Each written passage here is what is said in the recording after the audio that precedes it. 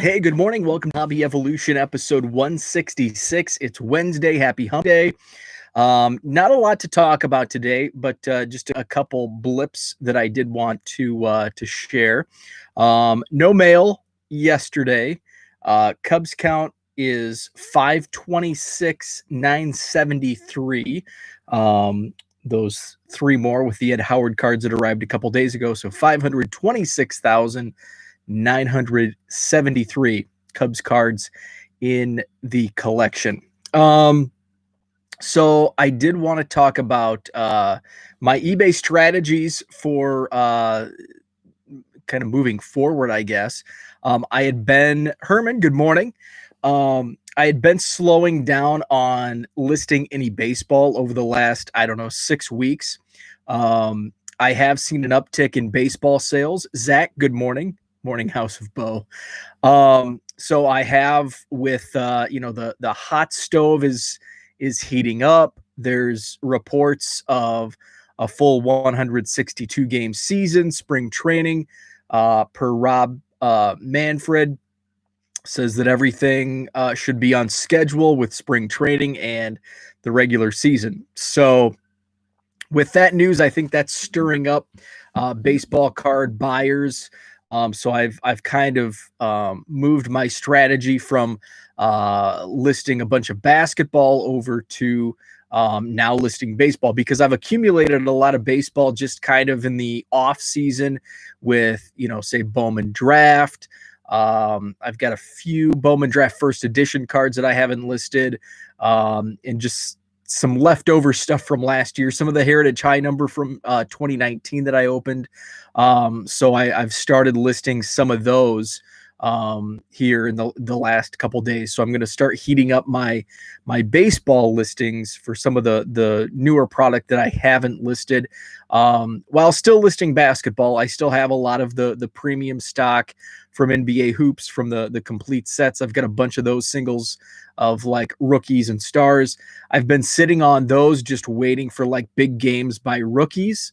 And I did list all the colors over the weekend, so have those listed as well. So now I'm kind of what's the cooking term? Folding.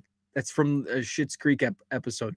I'm folding in my baseball listings with my basketball listings, and I've pretty much done with football listings. I haven't bought any football in a long time, and we're nearing the end of the football season with the playoffs in full gear. So that's kind of my eBay strategy here over the last couple days, just getting some baseball cards listed into the eBay store. I watched some in Ken and I were going back and forth, and Ken, I didn't respond to you your last couple tweets because I fell asleep. I stayed up a little later than usual, but my wife actually went to bed before I did. Usually it's the other way around. So she went upstairs at like 9:30, and I said, well, I'm going to watch basketball because I'm not ready for bed yet. So I watched into the second quarter. I think I watched the complete first quarter of the Pacers and Warriors, and then watched a little bit of the second quarter. I wanted to see Domantas Sabonis. I tweeted out that I think Domantas Sabonis is highly underrated in the hobby. I think Bradley Beal is highly underrated in the hobby. It's surprising with the amount of Brad, good morning, Texas Card Dude with us. With the amount of craziness in basketball card prices that players like Domantas Sabonis, who puts up like 20 and 15 every game. I think his season average is up to like 20 and 13, maybe. Like Sabonis and Bradley Beal, like some of the crazy numbers he put up, like 45 a few games ago. Or maybe it was 60. It was something crazy. Or back-to-back 40-point games. But for the craziness that surrounds the hobby, and that those guys are so undervalued, kind of is a head scratcher to me. But I'm just kind of scratching the surface with the basketball card market as it is here in 2020 and 2021. But those are some things that kind of scream out at me. What's going on with the hobby prices of these guys? So yeah, so I watched some NBA. I'm enjoying. I don't have a team. I don't have an NBA team, and I never really did. I grew up as a kid liking the Bulls because I was from Illinois, and that's kind of I was introduced to the Bulls on TV. But then Shaq came in, and boom, I was an Orlando Magic fan because of Shaq and Penny. And then I just kind of stopped watching basketball and never really had a team.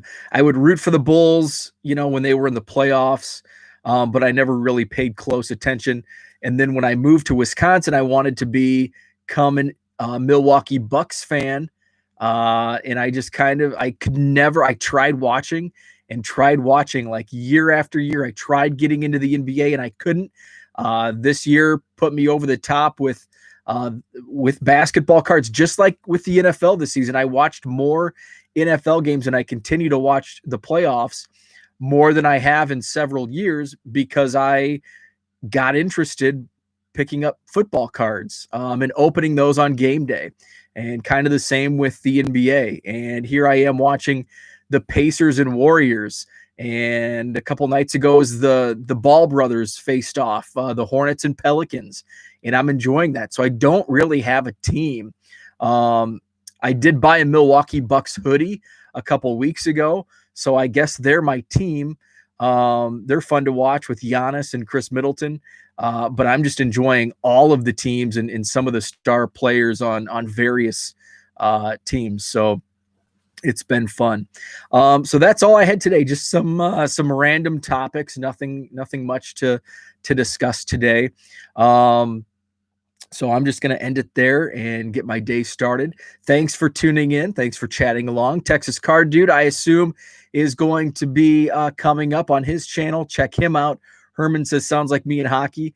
Yeah, and I never got into hockey. When Blackhawks fever was raging, it seemed like everybody was jumping on the Blackhawks bandwagon. I did not. I got into it. I would watch a few playoff games here and there, but I just could never get into hockey. And I think, Herman, hockey for me is like soccer to Brad. I don't think we'll ever see Brad becoming a soccer fan. And same with me. I'll never watch soccer, and I probably won't watch hockey either. Zach says, question for the group: as I binder junk wax sets, I've been ripping 9 cards a binder or 18. That's a great question. My gut is a page, but the cheapskate in me screams 18. That's a great question. And I've done it both ways. If it is junk wax, I think it's okay for 18. Because they're thinner, the card stock is thinner, and it I will say it does over time, it does ruin the pages. So if you want to give the pages themselves a long life, you probably should stick to 9. But yeah, if you want to save, it's a, you'll save 50%, you'll save half, or you'll put in half of your investment of pages by going 18. I've done it both ways. Another thing, like piggyback off Brad's comment, 9, you get to see the backs, and some of those junk wax, that's like 86, I think, has some pretty cool like illustrations on the back. The cartoons and the fun facts. 87, I think, has some really fun facts on the back.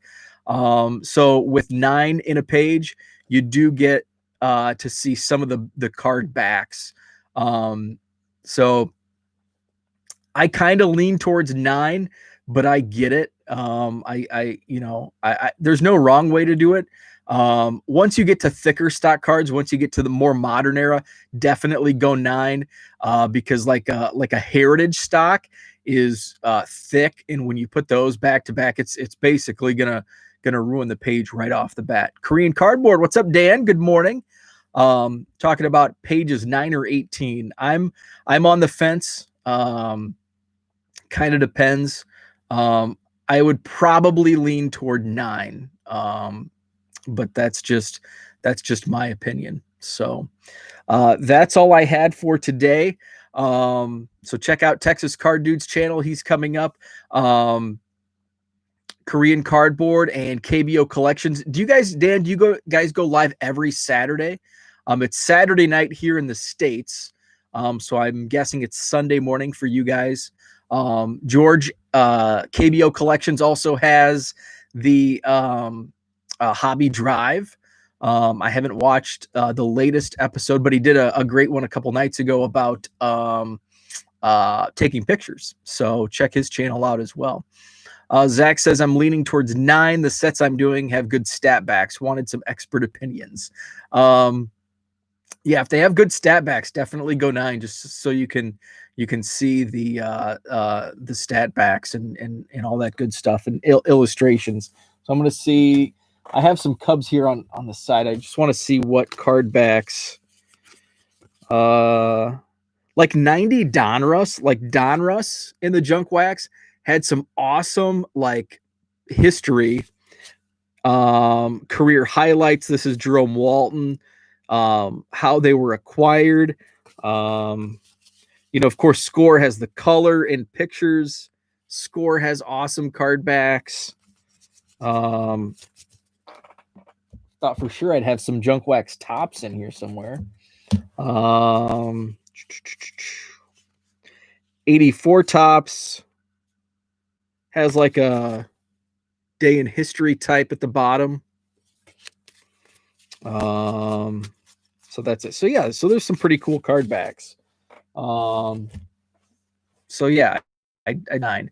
3B 10 a.m. Sunday morning. Okay, cool. All right, so that's it for today. Thanks for checking in. Dan says yes. So yeah, check out his channel. Saturday nights, 8 p.m. Eastern time, 7 Central. So check that out. 93 Studio, my first binder entry. Really cool backs. You guys are experts compared to me. I don't consider myself an expert, just a hobby nerd. I'm a hobby geek. So that's all for today. Check out the blog.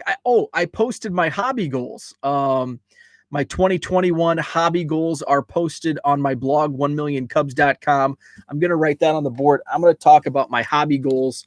You can read about them, but I'll just kind of explain the process tomorrow on the show. So talk about my hobby goals tomorrow.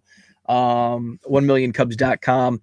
eBay store link, 99centcards.com. It's also at the top of the page, 1millioncubs.com. So thanks guys for chatting along, and Brad's coming up next on his channel, back-to-back YouTube Hobby Live with Texas Card Dude.